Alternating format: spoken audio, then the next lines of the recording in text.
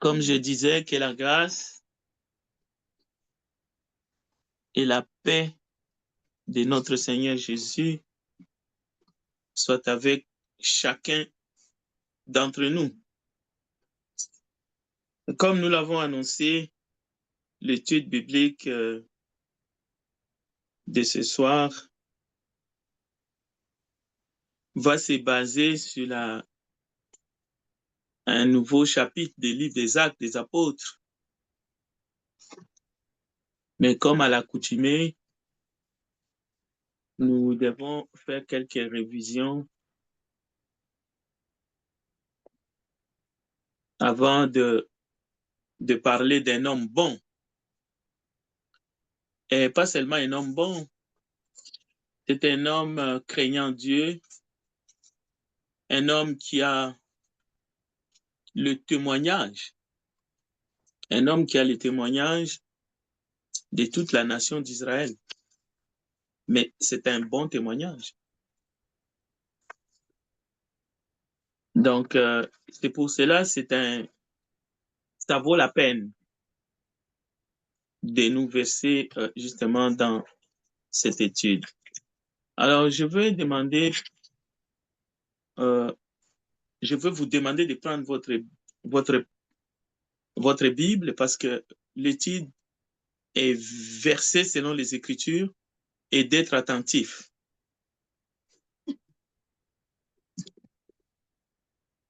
Donc, je ne sais pas si je vais demander à Jérémie, est-ce que la vidéo fonctionne pour Zoom? OK, là c'est bon. Je vois que ça marche. Oui, c'est bon. Oui. OK, parce qu'il y avait comme, j'avais quelque chose sur l'écran, je ne voyais pas. Alors, dans la parole de Dieu, Actes des Apôtres, chapitre 9, le verset 28 à 33, je vous demande de suivre avec moi pour que ça soit bref, ces moments de révision. Acte 9, 28. Il, c'est-à-dire Paul, allait et venait avec eux dans Jérusalem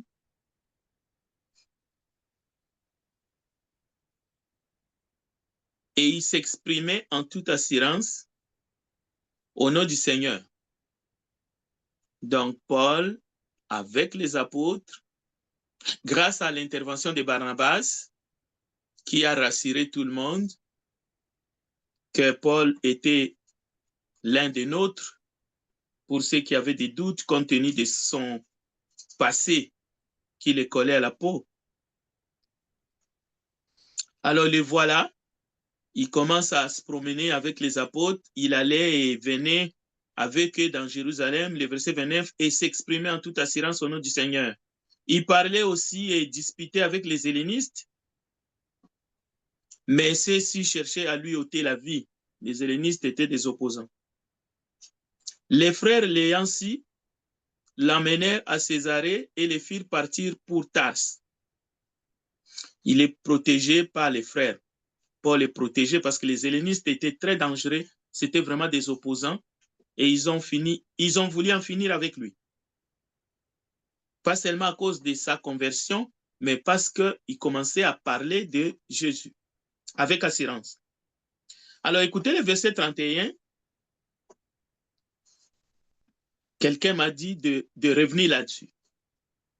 L'Église était en paix dans toute la Judée, la Galilée et la Samarie, s'édifiant et marchant dans la crainte du Seigneur. Et elle s'accroissait par l'assistance du Saint-Esprit. Ça, c'est le verset 31 de Actes chapitre 9. Comme Pierre visitait tous les saints, il descendit aussi vers ceux qui demeuraient à Lydde. Donc, ceci, nous passons de Paul à Pierre, mais nous sommes dans Actes chapitre 9. C'est pour cela qu'il ne fallait pas aller en précipitation dans Acte 10. Donc, nous revenons ici dans Acte chapitre 9, verset 33, pour voir comment est-ce que Luc est en train de passer d'un apôtre assassin qui s'est converti. Maintenant, il nous introduit un autre apôtre, mais qui n'est pas n'importe qui. En tout cas, nous ne disons pas qu'il n'est pas n'importe qui à cause de sa gloire ou de sa puissance. Non, nous connaissons Pierre comme étant celui qui fit ses faces, mais qui surtout a renié le Seigneur 3 fois de suite. Et il s'est repenti au regard du Seigneur. Lorsque son regard s'est croisé, alors que le Seigneur était sur son chemin de la croix, la parole nous dit, Pierre s'est repenti et il a pleuré amèrement. Alors, donc ici au verset 32, après avoir mentionné que l'Église était en paix, mais dans la persécution, qui était grande, mais l'Église était en paix dans toute la Judée, la Galilée et la Samarie. Mais il y a une autre façon de comprendre. À Jérusalem, c'était terrible, au point que tous les disciples ont pris la poudre d'escampette, sauf les apôtres. Ils sont restés sur place. Mais en Judée, en Samarie, en Galilée, si on comprend dans le sens de la paix, c'est-à-dire que les armes se taisent ou que la persécution n'était pas aussi virulente qu'à Jérusalem, dans ce sens-là. Mais il ne faut pas seulement comprendre le texte dans ce sens-là, parce que nous allons comprendre que la paix ici est d'une autre dimension. C'est une paix que même les armes ne peuvent pas venir faire ombrage à cette paix-là. C'est une paix qui est au-delà de la paix où il y a l'abondance de la nourriture. Parce que souvent, lorsqu'à Bethléem, il ne pleuvait pas, nous connaissons l'histoire de Naomi et son mari avec ses 2 enfants. Ils ont quitté Bethléem, la maison du pain, pour aller se réfugier parce que là-bas à Moab, il y avait de la nourriture. Et il y a ces gens de chrétiens aussi.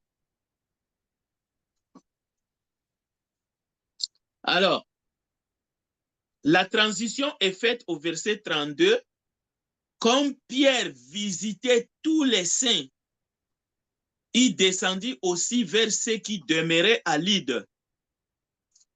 Et il y trouva un homme nommé Aîné, couché sur un lit depuis 8 ans et paralytique. Pierre lui dit, Aîné, Jésus-Christ te guérit, lève-toi et arrange ton lit. Et aussitôt, il se leva.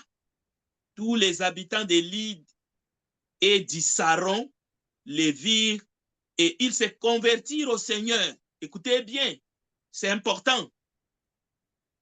On va dire 2 villes, mais ici, le texte nous dit tous se convertir.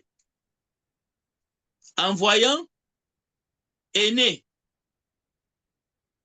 guéri de manière miraculeuse. Mais c'est Pierre qui est en action.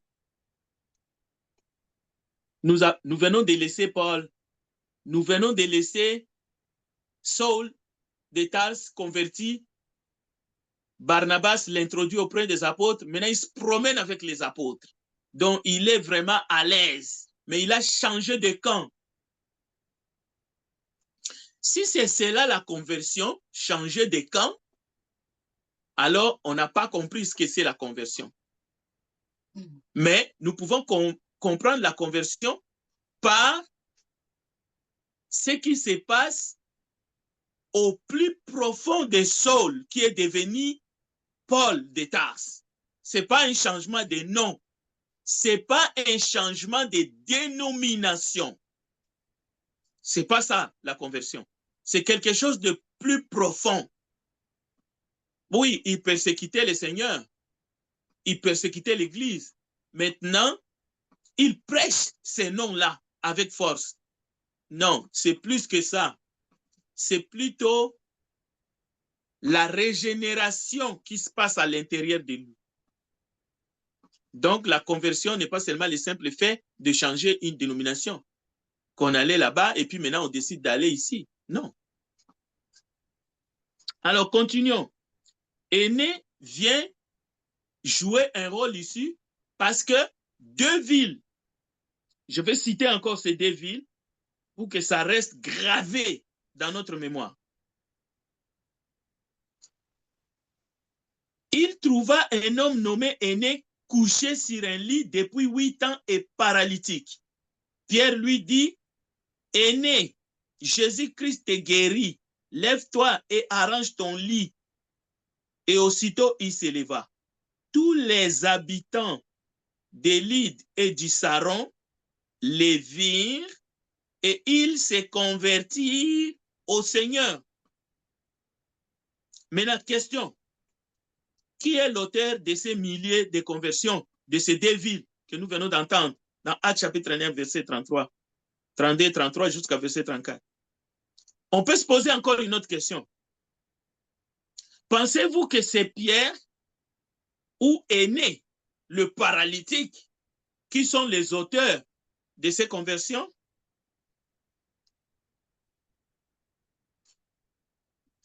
Et là, on devrait se poser aussi la question, qui est le responsable ou qui est l'auteur de la croissance de l'Église? Qui est la maison de Dieu? Qui est le peuple de Dieu? Qui est le corps du Christ? C'est qui amène la croissance dans une assemblée?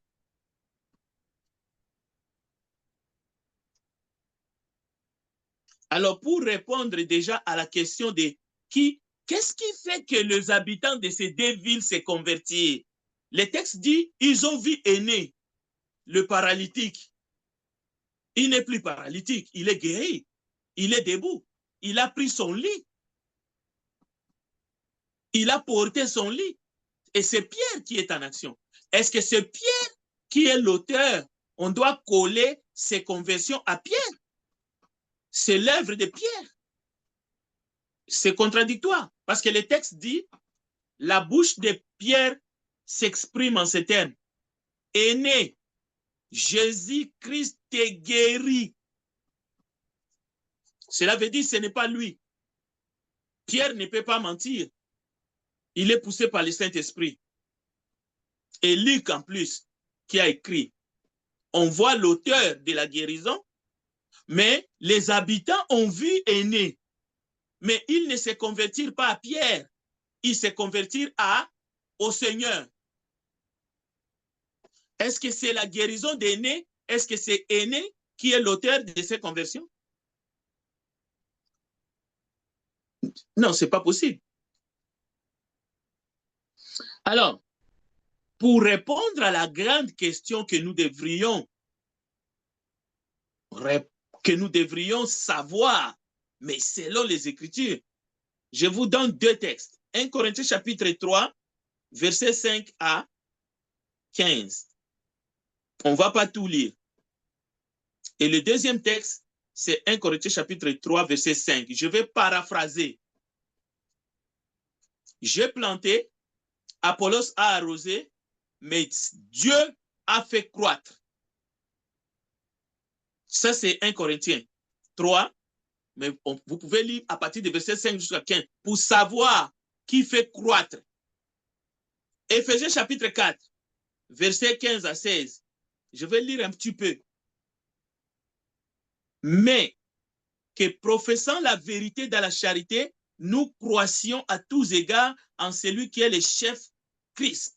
C'est de lui et grâce à tous les liens de son assistance que tous les corps bien coordonnés et formant un solide assemblage tirent son accroissement selon la force qui convient à chacune de ses parties et s'édifie lui-même dans la charité. Éphésiens 4, versets 15 à 16. Alors, bien entendu, écoutez bien, parce que nous sommes en train de laisser Paul pour passer à Pierre. Le facteur, pas c'est lui. On ne cherche pas ici le nom d'une personne. Mais le facteur qui favorise la croissance d'une assemblée, d'une église qui est le corps du Christ, les facteurs sont 1, la paix, 2, la crainte du Seigneur, 3, l'assistance du Saint-Esprit dans la prédication de l'évangile. Parce qu'il faut que l'évangile soit prêché pour qu'il y ait croissance. Mais on a besoin de l'assistance du Saint-Esprit. Où va-t-on tirer la réponse? C'est dans Actes des Apôtres, chapitre 9, le verset 31. Écoutez, l'Église était en paix, premier facteur, dans toute la Judée, la Galilée et la Samarie, s'édifiant et marchant dans la crainte du Seigneur. Deuxième facteur, la crainte. Et elle s'accroissait par l'assistance du Saint-Esprit. Cela veut dire, lorsque l'évangile est proclamé, il faut l'assistance du Saint-Esprit. Et dans les cas qui nous concernent, qui est le déplacement de Pierre, Pierre ne prévoit pas, Pierre n'annonce pas une campagne de guérison miracle. Au contraire, on vient faire appel de lui parce qu'on a dépêché 2 personnes pour aller dire à Pierre, venez. Et nous allons voir aussi dans le deuxième exemple. Parce que ça ne s'arrête pas là.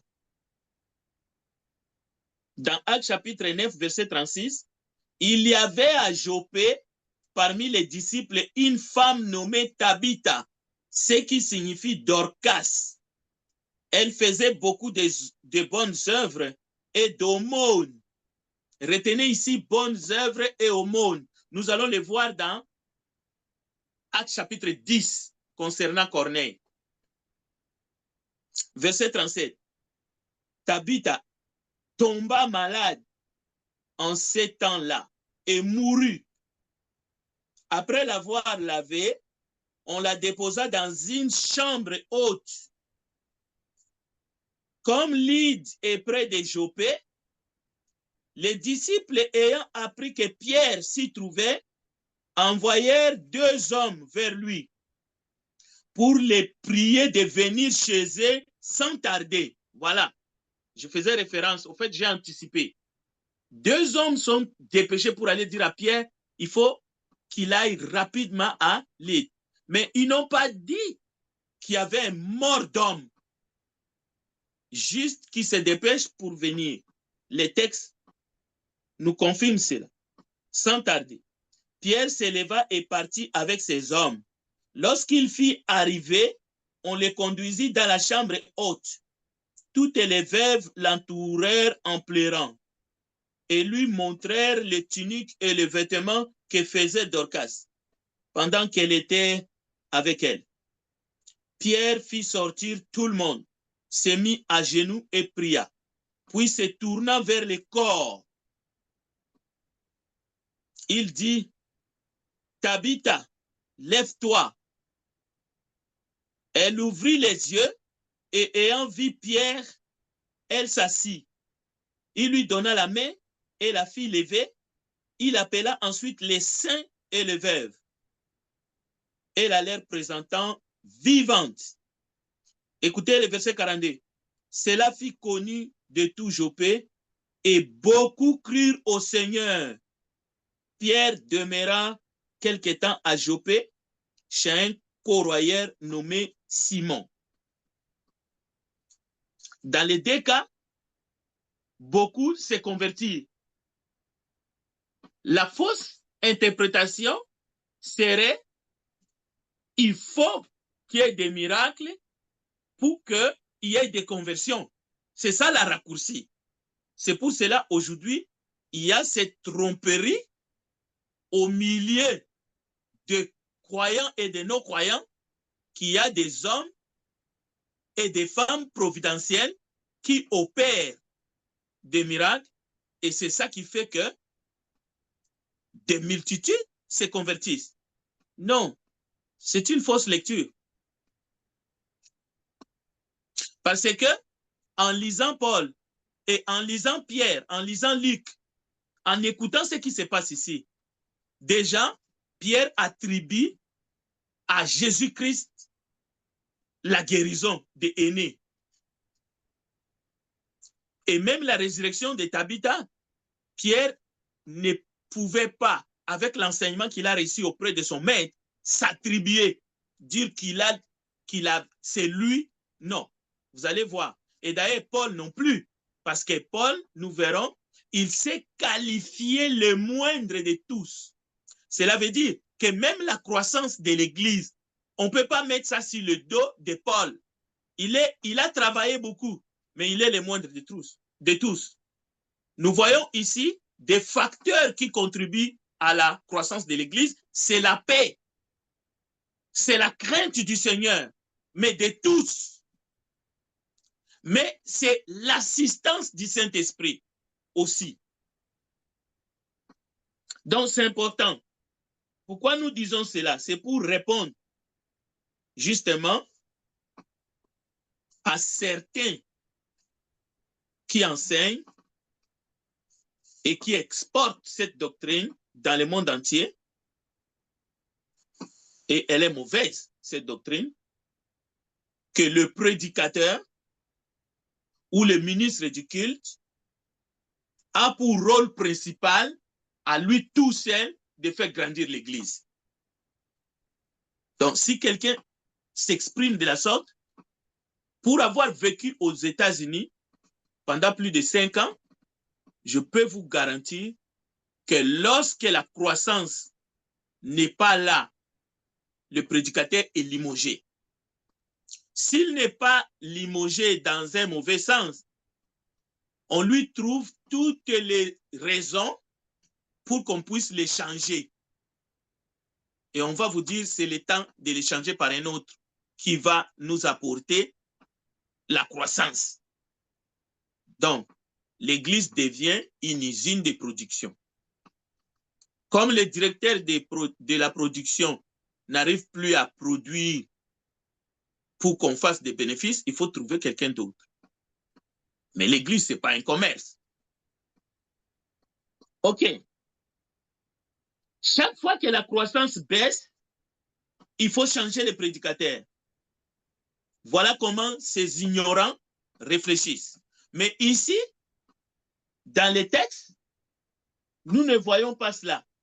Et pour être plus concret encore, parce que nous sommes en train de faire la transition de Paul et Pierre, et nous avons lu qui est Paul, qui est Apollos, qui est Céphas. Nous avons vu tout cela et nous avons vu la réponse que c'est Dieu qui fait croître. Oh là là, il y a quelque chose qui ne fonctionne pas.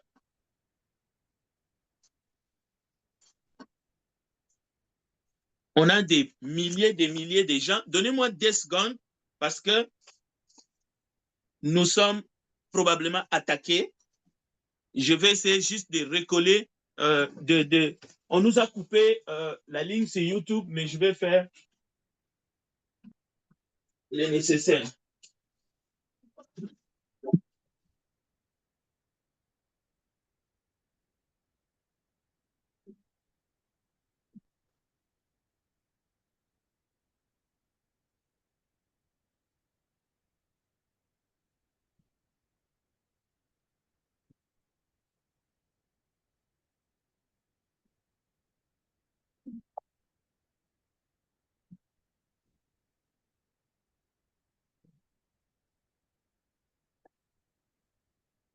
Bien, OK, on va récupérer. C'est bon, c'est bon, c'est bon. Ah, c'est tombé. Merci. OK. Ouais, on va continuer. Je suis en train d'aller récupérer la ligne parce qu'il y avait beaucoup de monde en ligne. J'espère que je vais les récupérer. La ligne a coupé.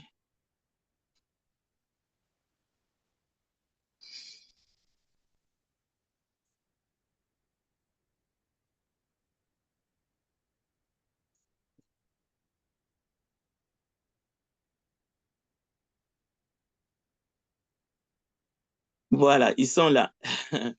Désolé, on a eu une panne technique, on n'a pas le choix, c'est les choses qui arrivent. Bien. OK. Très bien. On va poursuivre ensemble notre chemin. Dieu est bon. Si nous appliquons le raisonnement concernant la croissance de l'Église, qui est une préoccupation aujourd'hui, on voit qu'il y a des grandes églises avec des millions de personnes, mais il faut toujours se poser la question, c'est quoi qui est le facteur? Justement, il y a plusieurs raisons, évidemment, hein, et l'essentiel, c'est de faire la volonté de Dieu. Mais appliquons d'abord le principe que c'est un homme qui est le seul responsable de la croissance. Donc, si on l'écarte, les choses iront mieux. Alors, appliquons cela, ces raisonnements, aux paysans cultivateurs. Vous savez que lorsque le cultivateur travaille, il a besoin de facteurs tels que la pluie, le soleil, la terre, pour que tout cela contribue d'une manière ou d'une autre à une meilleure récolte. Mais y compris, c'est lui qui fait pleuvoir. Et la Bible nous dit, on sait c'est qui. Mais le vrai problème, c'est qu'il y a aussi la surveillance de la récolte. Lorsque la récolte commence à pousser, par exemple dans un champ du riz, il faut surveiller parce qu'il y a des animaux, il y a des oiseaux ravageurs qui peuvent venir mettre à mal la récolte.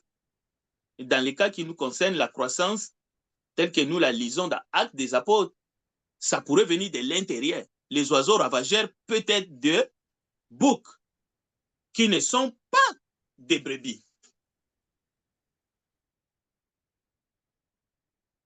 C'est injuste de taxer une personne responsable, quel qu'il soit, de manque de croissance. Or, selon les Écritures, nous venons de voir que c'est lui qui fait croître, c'est lui qui vient en dernier ressort après que Apollos sème et que Paul arrose, c'est lui qui vient faire lever la moisson. C'est le Seigneur, c'est Dieu qui fait croître. Et le texte est clair, c'est le Seigneur qui fait croître. Donc, définitivement, nous voulons dire ici, chers frères et sœurs, chers bien-aimés, là où la vérité est prêchée, le Seigneur est attentif. Il voit, il sait. Et là où il y a vraiment la paix, et là où il y a la crainte de Dieu, il va ajouter ceux qui sont sauvés à l'Église. Ça, on ne peut pas contester. Donc, pas de bouc émissaire. Pierre a fait le travail. Oui, c'est vrai. Mais il n'est pas resté sur place dans le sens que celui, c'est ainsi que Pierre sera sollicité par le Seigneur, encore une fois, dans les textes qui nous concernent. Donc, ce qui se passe dans Actes chapitre 10, où nous avons un homme, nous le voyons, qui s'appelle Corneille, un homme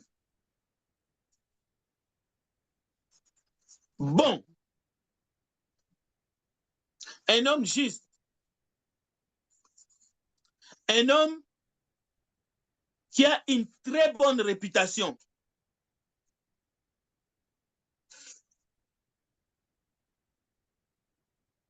Pierre sera dépêché chez lui. Mais comment? D'abord, avant même d'aller vite en besogne, comment comprendre qu'un homme aussi bon avec une telle réputation. Nous allons voir qu'il a même la visite d'un ange. Un homme craignant Dieu. Parce que c'est ce qui est dit dans les textes. Nous allons les lire. Un homme pieux. Le texte dit, il priait régulièrement.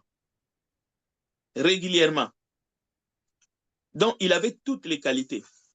Maintenant, on peut se poser la question. S'il avenait qu'un tel homme venait de quitter ce monde avant l'arrivée de Pierre, où irait-il? C'est ça la question que beaucoup veulent savoir. Bon, on va essayer de répondre à cette question. Nous allons essayer d'aller, parce que je sais que c'est là, c'est important. D'abord, l'écrit de Pierre est né, Jésus-Christ t'est guéri. Vous voyez, c'est tout à fait ce qui va se passer aussi dans les services que Pierre va faire auprès de Corneille.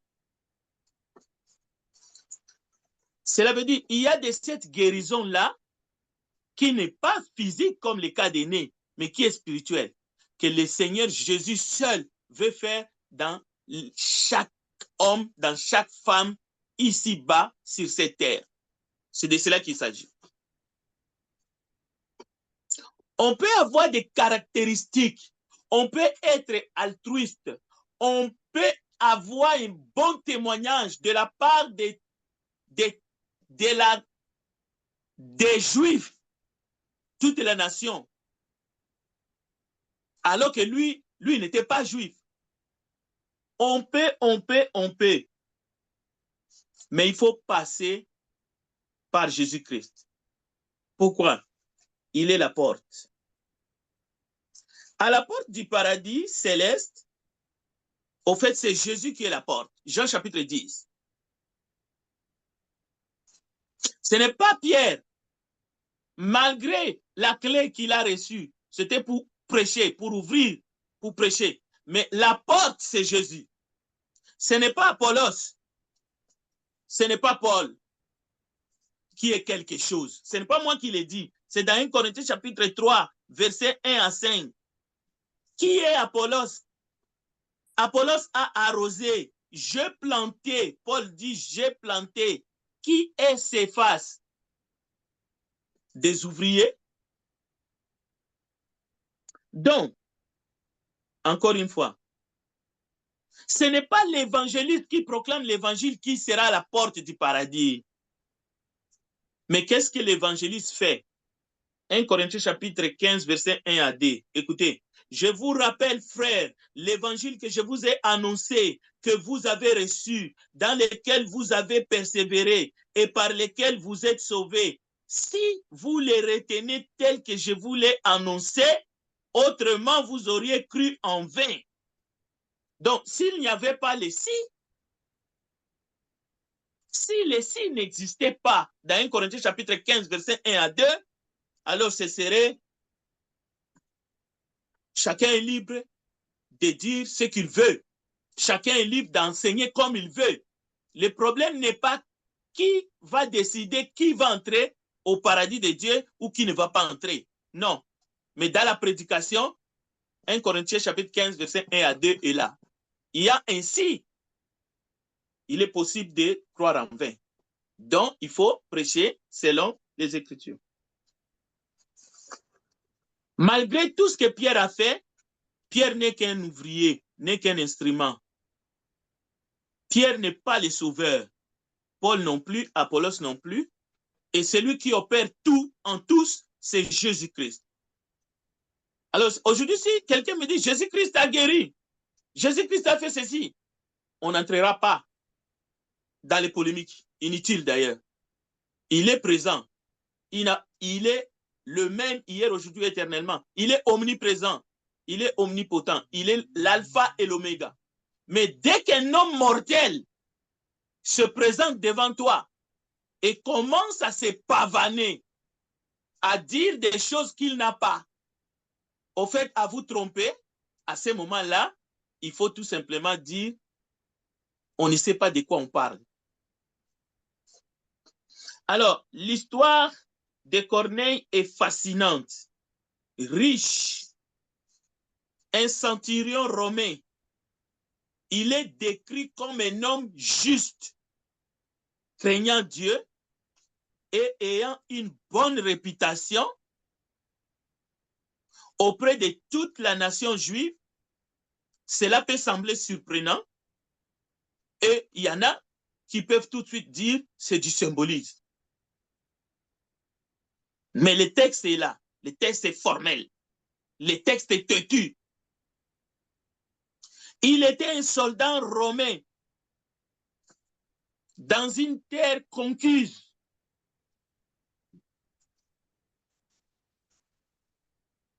Imaginez un Rwandais à Goma, il est décrit comme un homme juste. Allez-y comprendre. Nous aurions des difficultés parce qu'il n'est pas au Rwanda, il est en République démocratique du Congo. Mais il n'est pas le seul à être décrit comme étant juste. Parce que lorsqu'il va envoyer un de ses soldats auprès de Pierre, ce soldat-là aussi sera décrit comme un homme bon, juste, le meilleur parmi tous les 100, parce qu'il avait 100 soldats à ses ordres. Mais nous devons respecter la parole de Dieu. Il ne faut pas extrapoler, mais la parole de Dieu est vérité. Son caractère, ses actions transcendent avec les barrières culturelles et politiques. Ouais, il est sous les ordres de César, mais il a un comportement qu'il affiche autour de là où il vit. Mais il a sa famille, il a ses parents. D'ailleurs, à l'arrivée de Pierre, il va rassembler ses parents, ses amis et sa famille. Un groupe de prière dans la maison, Pierre va venir les trouver. Mais ce qui est important, le fait de faire venir Pierre nous montre l'importance de la prédication d'un évangile juste, correct, saint. Contrairement à ceux-là qui veulent utiliser les actions humaines. Oh, c'est un homme bon, c'est un homme qui a travaillé dans la société, il a travaillé dans tel pays, il était dans les gouvernements, et des choses comme ça. Non, ça n'a rien à voir. Sinon, Pierre ne serait pas venu. Et même avant que Pierre vienne, c'est un ange qui est venu. C'est un ange qui est venu. Et avant qu'un ange vienne dans la maison, Dieu a exaucé du haut des cieux les prières et même les aumônes de cet homme. Actes des Apôtres, chapitre 10. Corneille, un centurion romain. Donc, cela veut dire, avant que Dieu envoie l'ange, Dieu est arrivé dans cette maison. Il a exaucé ses prières. Ensuite, il a envoyé un ange. Et malgré tout les comportements et les caractéristiques qu'un homme réunit en lui tout seul, et Actes chapitre 10, un homme, maintenant un disciple, dont on voit qui était en connexion avec Paul de Tarse, qui est allé d'abord voir Aîné. C'est pour cela nous allons prier tout à l'heure encore pour notre sœur Joséphina et pour tous ceux qui sont malades. Celui qui guérit, c'est Jésus-Christ.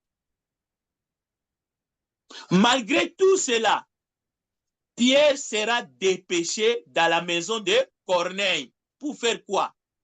Pour aller constater tout ce que cet homme dégageait. Pour aller faire quoi? Pour aller annoncer l'évangile à un homme perdu. Pourquoi nous disons à un homme perdu? Regardez la première chose qui se passe à l'entrée de Pierre dans la maison de Corneille. Juste un indice, parce qu'aujourd'hui, nous n'irons pas plus loin. Dès que Pierre franchit la porte, qu'est-ce que Corneille fait? Il va se jeter aux pieds de Pierre. Il va se prosterner devant Pierre. Pierre lui dit, non, non, non, lève-toi. Voilà. C'est une ignorance idéologique. Parce que même dans la loi de Moïse, cela a été interdit. Mais lui, c'est un homme bon, c'est un homme juste. Il a l'habitude de se prosterner devant César. Parce que César n'était pas seulement un monarque, c'était un dieu sous la forme humaine. Donc, lui, c'est un païen, un non-juif. Alors Pierre les relève et dit, non, non, non. Adore Dieu. Je n'ai pas le droit de recevoir. Seul Dieu. Donc, on ne peut pas prétendre tout savoir. Si on n'a pas besoin du salut, Dieu ne va pas nous envoyer Pierre. Ou Dieu ne va pas nous envoyer un évangéliste. Donc, nous devons être humbles et ne pas nous appuyer sur moi j'ai fait ceci, moi j'ai appris la théologie, moi je viens d'un groupe, je ne sais pas quel groupe. Non, il ne faut pas faire ça. Alors, peu importe là où vous êtes, l'endroit où vous vous trouvez en ce moment, mais j'aimerais vous dire de tout cœur que le Seigneur nous cherche un à un. Il va peut-être nous envoyer quelqu'un qui est moins instruit que nous, mais soyons humbles de recevoir la parole de Dieu avec joie et avec grâce. Que Dieu vous bénisse et à une prochaine. Et je vais mettre les textes en ligne. Si vous avez des questions, je vous demande simplement de les poser, étant donné qu'il n'y a pas un frère qui a dirigé ce soir, disons, le chant. Maintenant, je vais vous donner quelques minutes pour poser des questions en direct. Alors, prenez la parole librement. J'encourage des questions, mais restez sur ce que nous venons d'apprendre. Que Dieu vous bénisse encore. Je vous remercie.